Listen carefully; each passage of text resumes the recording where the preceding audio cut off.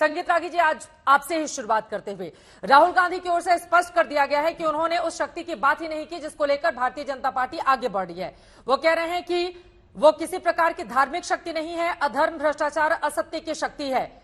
और जिस शक्ति का राहुल ने उल्लेख किया, वो उनका कहना है कि उस शक्ति का मुखौटा नरेंद्र मोदी जी हैं। क्या है इस पर जवाब आपका?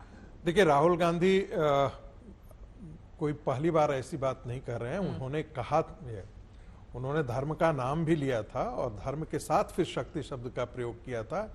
इसलिए उनको ये शायद वो अब समझ रहे हैं कि हम उनसे कोई बड़ा अनर्थ हो गया।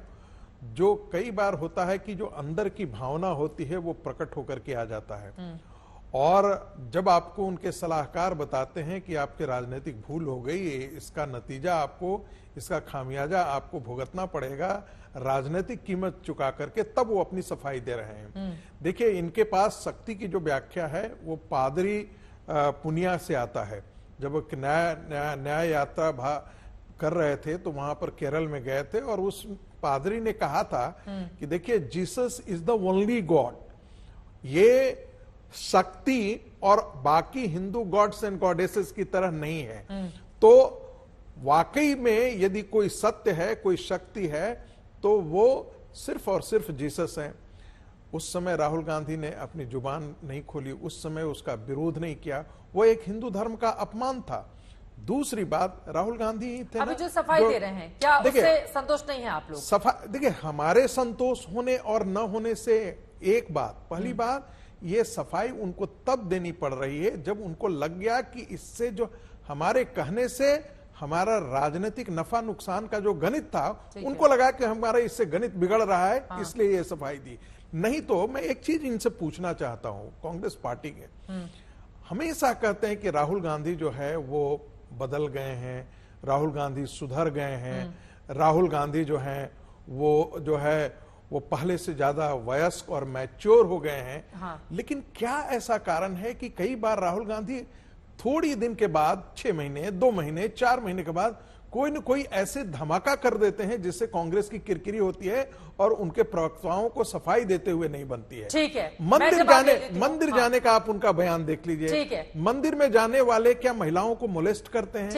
लेकिन बहुत सारे राजनीतिक विश्लेषक, सुन लीजिए 10 सेकंड, बहुत सारे राजनीतिक विश्लेषक जो हैं, जो कांग्रेस के पक्ष के लिए बैटिंग करते हैं, वो कह देंगे कि हाँ, राहुल गांधी तो ऐसी बात कहे नहीं है। ठीक है, सुधांशु जी, मैं आपके पास आऊंगी, लेकिन राजनीतिक मेहमानों के पास जाऊं उसके पहले आशुतोष जी आपके पास आते हुए, तीर कमान से और बात जुबान से अगर निकल गई तो यकीनन सामने वाले उसके अर्थ के अलग अलग अर्थ निकालेंगे ही।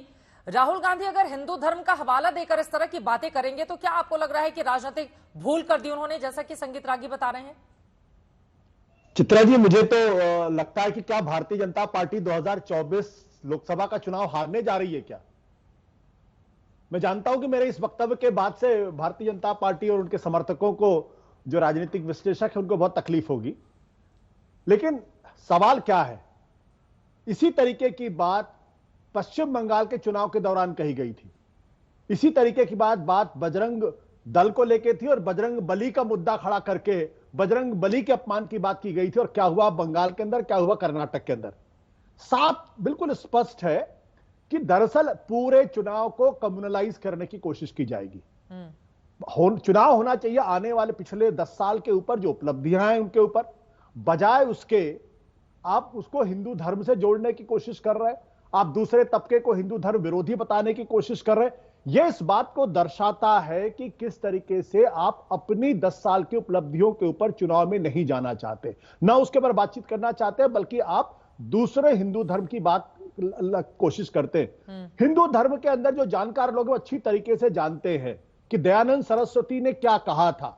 सुधांशु जी बहुत विद्वान आदमी है, मैं तो उनसे गुजारिश करूंगा कि दयानंद सरस्वती जी ने जो भगवान राम के बारे में कहा था, जो कृष्ण के बारे में कहा था, उसके बारे में उनको जनता के सामने खुलासा करना चाहिए, जो उन्होंने सत्यार्थ प्रकाश में लिखा हुआ है और जिस आर्य समाज के आंदोलन की बात की जाती है।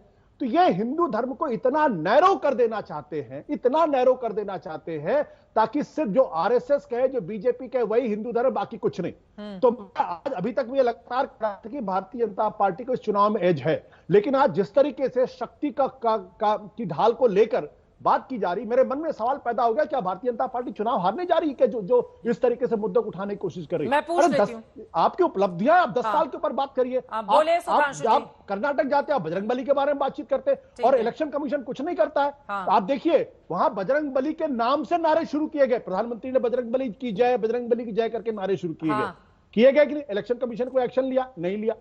तो ये प्रश्न बहुत स्पष्ट है।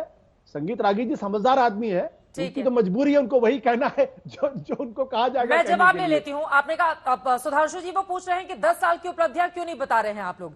ये शक्ति स्वरूपा को लेकर अब बीजेपी इतने आक्रामक तरीके से क्यों आगे बढ़ रही है राहुल के बयान पर? देखिए, आशुतोष जी भी बहुत विद्वान आदमी है, परंतु क्या करें, आज विद्वता की सारी व्यवस्थाएं निष्फल हो जाती हैं जब ऐसे व्यक्ति को डिफेंड करना पड़ता है। चित्रा जी, आप ही के तो चैनल पे प्रधानमंत्री जी आए थे जिस दिन घोषणा हुई थी, क्या गिनाया था उन्होंने? एक उपलब्धि गिनाई थी। 675 जिलों में 600 में स्टार्टअप है।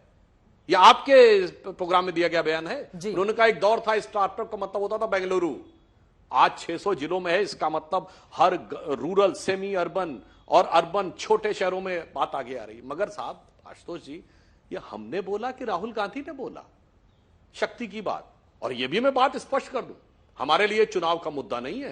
ये बजरंग बली की बात आज से नहीं है। बजरंग दल तो 82-83 में बना था, जब हमारी राजनीति में कोई हैसियत नहीं थी, कोई औकात नहीं थी। राम के मंदिर की विषय तो हम जब से जनसंघ की स्थापना के समय से हैं। तो हमारे लिए धर्म का मुद्दा राजनीति नहीं है। कांग्रेस के लिए था। 1989 में राम का नाम लेकर अयोध्या से चुनाव अभियान की शुरुआत राजीव गांधी ने की थी। 2019 के लोकसभा से पहले कांग्रेस के नेता कपिल सिब्बल वकील का चोला ओढ़कर राम मंदिर के मुद्दे पर सुप्रीम कोर्ट में जाके ये बोले थे कि निर्णय को 2019 के बाद पीछे ले जाइए वरना चुनावी लाभ होगा। परंतु महत्वपूर्ण बात यह है कि ये वही राहुल गांधी जी हैं, कितनी बार बोल चुके हैं। मगर मैं ये भी बताना चाहता हूं, देखिए कहते कहते दिल पे इनकी कैसी बात आ जाती है। यही मुद्दा है, ये हिंदू धर्म के मूल स्वभाव के खिलाफ है, क्योंकि सिर्फ हिंदू धर्म ही एकमात्र धर्म है जहां पर शक्ति की अवधारणा है। मैं विनम्रता और दृढ़ता से कहता हूं, विश्व में जितने भी धर्म संस्कृतियां हैं वहां ईश्वर सिर्फ पुरुष है और सिर्फ पुरुष है। स्त्री तत्व का कोई स्थान ईश्वर में नहीं है। हमारे यहां शिव और शक्ति दोनों का कॉन्सेप्ट है, जिसे रामचरितमानस में कहा गया है, अजह अनादि शक्ति अविनाशी सदा शंभु अर्धांग निवासी। वो हैं जो अजह यानी जो कभी जन्म नहीं हुई, सदा से हैं। अविनाशी है जिनका नाश नहीं होगा, संपूर्ण सृष्टि की पालन करता है और सदैव भगवान शंभु के साथ रहती हैं। इसीलिए चंद्रमा के अछूते कोने को जब छुआ है भारत ने, दक्षिणी ध्रुव पे, तो प्रधानमंत्री मोदी जी ने उसका नाम रखा पॉइंट शिव शक्ति। ये वो धारणा है जो हिंदू धर्म की हर मूल धारणा, ये सीमेटिक रिलीजन की धारणा है। इसलिए ये शक्ति के विरुद्ध लड़ना चाहते हैं। और मैं लाइटर नोट पे कहना चाहूंगा सारे दर्शकों से, देखिए दुर्गा सप्तशती में जाके पढ़िए शक्ति के विरुद्ध कौन लड़ रहा था, शक्ति का संधान क्यों करना पड़ा था, सारे देवों ने शक्ति में अपनी शक्ति क्यों डाली थी, क्योंकि आसुरी शक्तियों का नाश करना था। और आज उसी प्रकार की वैचारिक आसुरी शक्तियों ने इस देश को डहरने का प्रयास किया है। और चुनाव हारने पर भी जवाब दे देता हूं। सुनिए आशुतोष जी, आपने बयान पे ध्यान नहीं दिया। राहुल गांधी अपनी तथाकथित न्याय यात्रा समाप्त होने प्रेस कॉन्फ्रेंस में क्या बोले? मैं दर्शकों से कहता हूं वीडियो जाके देखिए। वो बोले कभी ना कभी तो बीजेपी सरकार से बाहर आएगी। मतलब साफ है, अभी ना अभी तो बीजेपी आएगी। नंबर 2, उन्होंने आकर यह कहना शुरू कर दिया कि ईवीएम में जान है।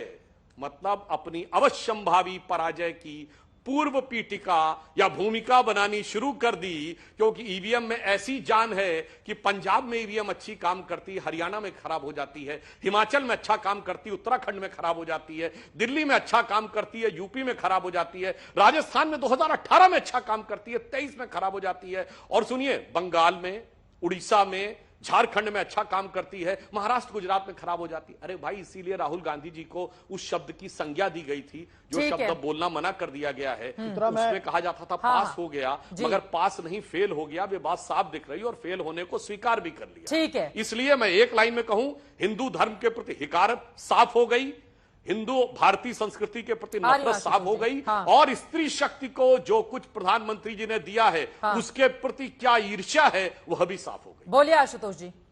देखिए, मैंने सुधांशु जी से एक वैचारिक सवाल पूछा था, उसका जवाब उन्होंने नहीं दिया। मैं जानता हूं कि बहुत ही विद्वान आदमी है। दयानंद सरस्वती ने भगवान राम श्री कृष्ण के बारे में क्या कहा है, इसका जिक्र उन्होंने नहीं किया। पेरियार ने हिंदू धर्म के बारे में क्या कहा, इसका जिक्र उन्होंने नहीं किया। बाबा साहब अंबेडकर ने हिंदू धर्म के बारे में क्या कहा है और वो प्रतिज्ञाएं कौन सी थी उसका जिक्र उन्होंने नहीं किया है। मैं चाहूंगा कि सुधांशु त्रिवेदी जी भारतीय जनता पार्टी के बहुत ही प्रखर प्रवक्ता है, वो ये बताएं कि दयानंद सरस्वती ने भगवान राम श्री कृष्ण के बारे में क्या कहा और अपनी किताब में क्या लिखा है। अगर नहीं, अगर वो इसका जवाब नहीं देते और इस शब्द का उदाहरण अगर नहीं करते हैं तो मैं मानूंगा कि वो मेरे सवालों का जवाब नहीं देना चाहिए।